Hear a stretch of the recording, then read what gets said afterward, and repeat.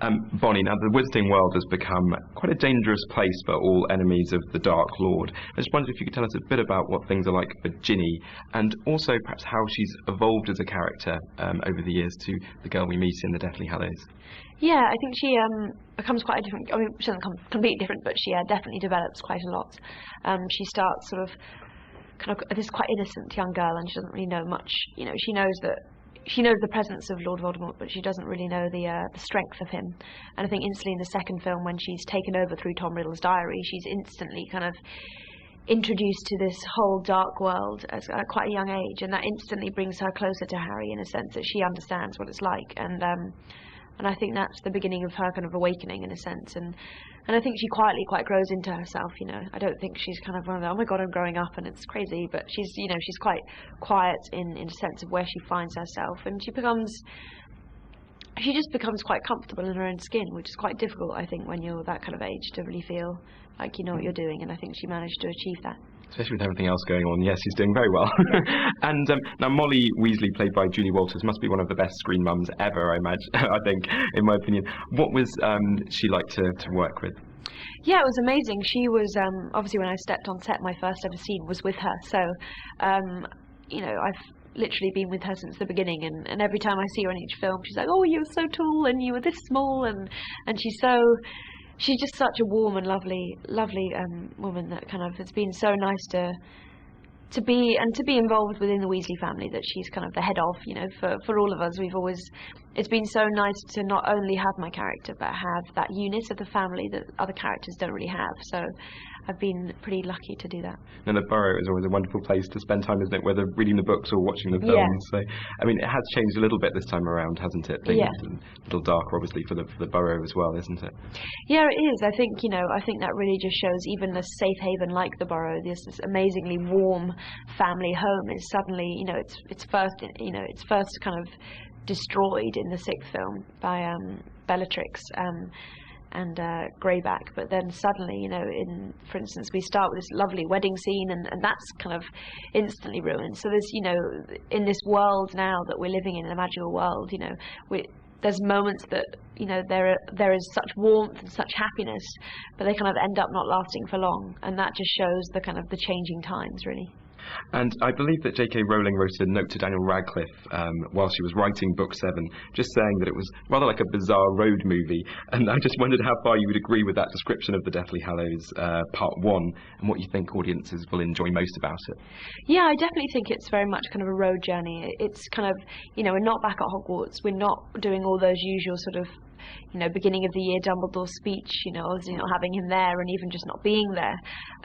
So it's very different, but I think it's kind of vital for the audience. I think it's going to refresh the kind of the idea that Harry Potter is. It's going to just add something a bit new, and I just think it's going to throw people off in a kind of quite positive way, in a sense, oh, this is a bit different, and just get something quite different from it.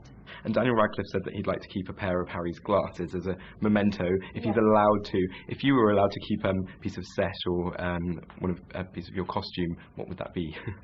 Oh, that's difficult. I think, just things, for Dan, I guess, you know, wearing the glasses every day. I guess just simple things like, I don't know, the Gryffindor jumper, or, you know, just little things like that you spent so long in, and yeah.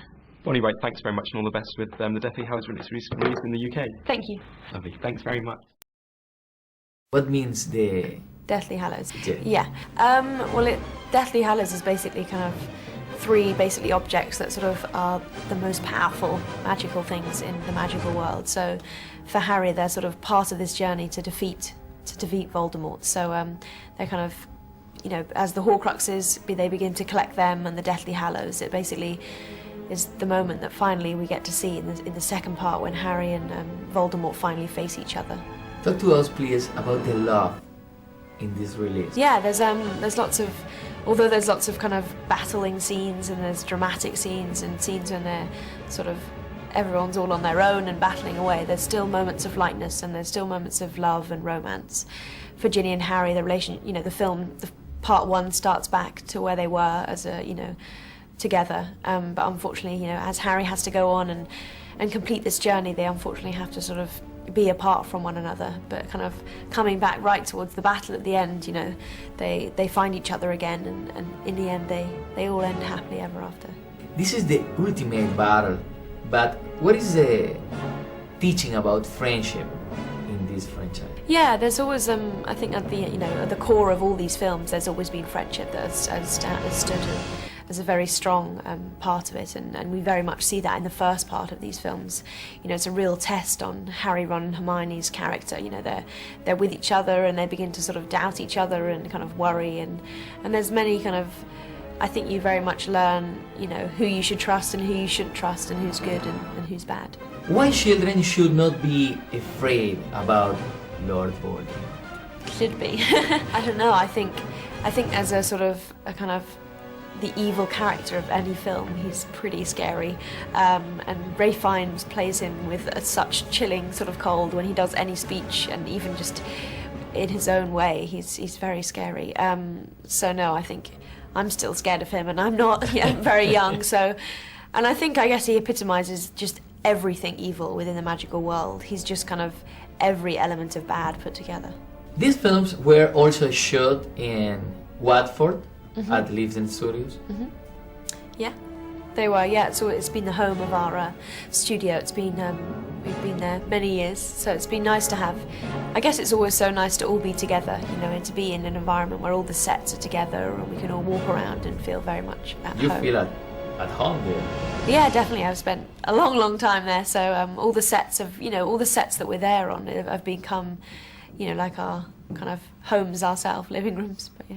Don't you feel like the people who work with magicians and know their tricks? Yeah, I guess, I don't know, I guess in film that's the same thing. You've got to be open to the fact that you sometimes see the realities behind some tricks and some sort of illusions, but you know, that's all part of it. But I think, I don't know, I guess for me, you know, even all the sets have always had an aura of magic about them, because they've all been so amazing. Everybody in Latin America is waiting for these two movies. What do you feel? Yeah, no, it's incredibly exciting, and I think for the fans it's obviously the last two movies, and you know, when the credits roll up to part two, that's it, we're not making any more, so it's obviously a very sort of exciting time for fans and for the audience, because it's, you know, they get to see what finally happens, but at the same time it's kind of sad, like we're experiencing, because it's the end. So no, I hope that everyone really enjoys these last two parts. Okay, Bonnie, you are a Hollywood star, but you live here. When will you go to Los Angeles? I don't know, Never? My home's London, so, you know, I love England, and I love, you know, my family are here, my friends are here, and everything's here, so, and you know, with the world today, it's, you know, everything's global, and you can travel and you can visit things, and so, you know, there's no need to leave your house. Everything is global. What about Facebook and Twitter? Yeah, exactly, there, you know, everyone finds everything through them. You know, I guess, you know, you don't have to change homes and change travelling, but and it's the same with the fan base, isn't it? It's in that sense that, you know, anyone across the world can be a fan of Harry Potter and talk to another fan of Harry Potter halfway across the world, and so it's quite amazing. Thank you very much. Thank nice you. meeting you, Bonnie. Thanks. I know that being the wimps that they are, Rupert, Emma, and Daniel kind of cried on that last day. I think it was June 2010 that the kind of final day of shooting happened. But they had a good weep about it. I don't know for you, given that you'd been on this long, strange trip as well, whether you allowed yourself such a moment somewhere, even privately. Yeah, it's weird. I think, you know, we always knew that that day was going to come, that sort of final day, and it was quite surreal for me. I felt quite. I think everything I did on overdrive. I woke up and I was like, this is the last day I'm going in, and this is the last time I'm doing this, and I tried to sort of take it on as much as I could, but you know, I guess those days are always going to be quite weird, and it was very sad, and it was kind of quite strangely emotional. You know, I was quite taken aback by actually how it hit us all so much. So did you allow yourself a weep, or are you too strong a woman for that? I think more as I've reflected over it, like more as I've actually finished and not actually on the day, but more as I've looked back on it, it's been more of a kind of, you know, hit me a bit deeper, really. As I say, kind of a long, strange trip for all of you who've been right there from the start, but a long, strange trip with catering, which helps. But that notion that you've sort of developed a surrogate family, and now that family will be by the time the next film comes out, the last part of this story comes out, that it'll be sort of scattered to the winds. There may be a part of you that I'm sure that feels kind of relieved, like school's out in a way, that you're now free to do whatever you want for as long as you want, and you don't have to think about being somewhere in particular every year? Yeah, I guess, you know, I think for all of us it's been such a sort of kind of long and kind of colourful journey, but at the same sense, you know, we always knew the end had to come, like I say, but we kind of, you know, it's a moment for us now to sort of, you know, we have to see it as the next step in our sort of life and the next era, really, you know, after Harry Potter. So, you know, it's exciting and that sense of sort of kind of really being driven now to sort of go on and to continue acting. Do you think you'd ever reach a point, maybe in the immediate years after Harry Potter finally, you know, is sort of finished? I don't know if do you see yourself ever getting to a point where you just don't want to hear anyone, you know, if somebody comes up to me and mentions Harry Potter today, I'm going to kick him in the nuts. I just need a day without Harry Potter being mentioned. I don't know if that's a possibility.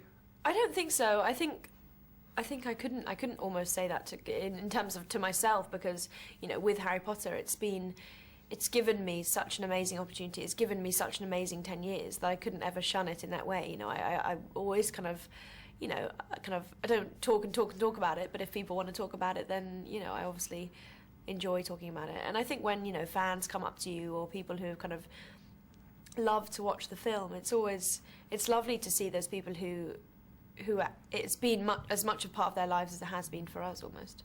I know Tom was sort of inspired, I guess, somewhat by the Lord of the Rings guys going off and getting their Elvish tattoos with the number 9. He sort of suggested at some point that maybe we should all get a tattoo to sort of mark this part of our lives and the fact that we were all together for this length of time. But being largely a chicken group of people, it didn't happen. I don't know whether you ever were part of that consideration or whether you would you had even thought about maybe that's a good idea. Yeah, there was like a few. It was weird. It was one of those things I was definitely kind of up for in a sense of an idea, and I think Ivana and I spoke about it, and Tom was, you know, a few people were up for it, and then it was, I guess, those things that kind of fade away. So I guess we've got to do it quick, otherwise it will be a bit too late. Get one of those lick-ons. I'm sure they could work. Every year you could just renew it. And oh look, we have actually got it, and then just rub it off. I was looking over at your CV, and obviously the Harry Potter took up a huge amount of your time. But over the 10 years, you've just done 3 other things. In 2007, you had an episode of The Replacements. In 2004, an Agatha Christie, and then in 2002, Stranded. Which the fact that you take acting quite seriously, you went to the London University of Arts to study film and television. I mean, is it that you just have been too busy? Is it hard to find the roles that you like? I mean, I don't know. I would have thought, you know, your opportunities now are quite strong during all this time, and hopefully for the next few years. Is it crucial to you to do a huge amount of acting, or are you very, very particular about what you say yes to?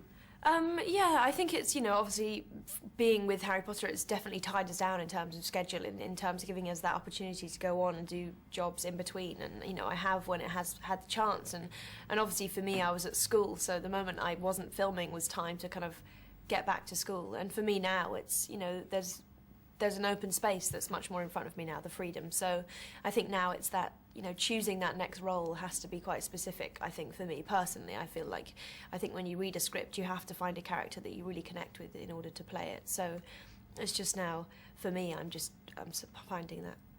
I did mention before the cameras roll that good old IMDb, which is very, very often unreliable, they have your middle name down as Kathleen, the same as J.K. Rowling took her Kathleen from her grandmother, but it turns out it's not Kathleen, even though you have strong red hair and you're a good looking woman with talent. So I naturally assumed, obviously an Irish parent, but you do have an Irish great grandmother, is it, you were saying? Yeah, I think so. I think my grandma's kind of grandma or mum was Irish, so yeah. So you know, that's, well, as I said, that's where all the talent and good looks come from. Oh yeah, definitely. So you can sort of say through the Irish every Paddy's Day you should raise a glass to the fact that you got all this just because you've got Irish blood. The very last thing is, I know that young Jamie Campbell Bower, who's in this movie, and he's also managed to land himself in Twilight, and he first came to notice in Sweeney Todd. You got engaged in May, and I'm just wondering, you do realise he's an actor, right? Because getting engaged to an actor, that's got to be dangerous. I would imagine, no. Well, everyone takes their, you know, kind of finds their person that they sort of. Yeah, it makes no difference that they're actors, but yeah. But I should say, does it affect your relationship, the fact that you both act? I suppose it's a good thing, because you can both understand completely the life, that the actor's life is kind of nomadic, or it can be.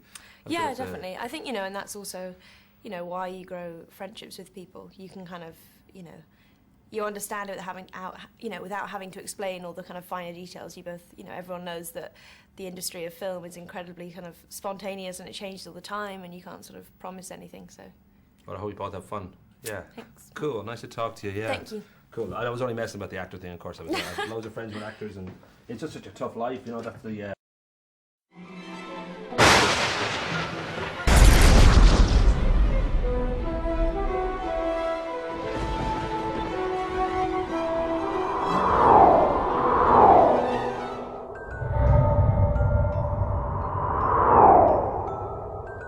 Her sort of part is mainly towards the beginning of the film, and it sort of starts at this kind of crazy Weasley wedding that's going on in the household, so it's all quite a crazy moment for them. And there's a very special scene that Ginny and Harry share together the morning of that day, of that scene, that sort of, you know, underlying, although they're sort of very much together, you know, their relationship is very much strong and still there, there is this kind of truth and underlying truth that he has to go on now and complete his journey and not go back to Hogwarts and you know, find these Horcruxes and begin to sort of defeat Voldemort. So for them that's obviously a very difficult moment, knowing that they'll be, you know, departing. Our world has faced no greater threat than it does today. But you can't fight this war on your own, Mr. Potter. She has very much developed as a character, you know, she's found herself in the sense that you do as you grow up, you know, she kind of quite quietly becomes a bit more confident, and she sort of begins to really sort of be much closer to sort of Harry, and she very much understands the responsibilities he has against the wizarding world, and she really is there as a loyal kind of friend and then, you know, girlfriend, and that's, you know, a massive thing for her. And I think she always sees Harry for who he is. It's never this kind of this chosen one person, and she's very honest in that way. I think what's very special about their relationship that builds is kind of quite unlike really any sort of young teenage romance. It's not this kind of crazy fancying, screaming, girly kind of giggly way. It's actually something quite pure, really. It's something quite actually long-lasting, which we obviously know in the end it is long-lasting.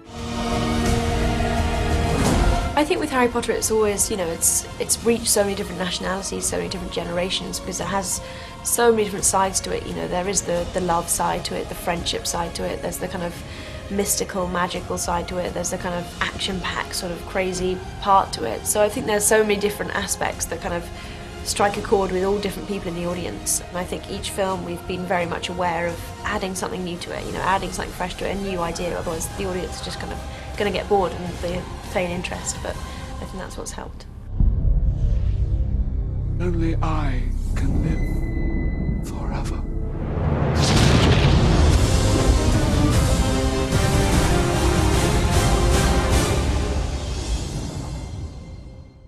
The journey hasn't actually finished until we finally release the second part. So I reckon, you know, our last premiere of the second film is going to be a very, very important evening for us. And I think when the you know, the credits roll up on the second film, I think many tears will be weeping silently in the cinema.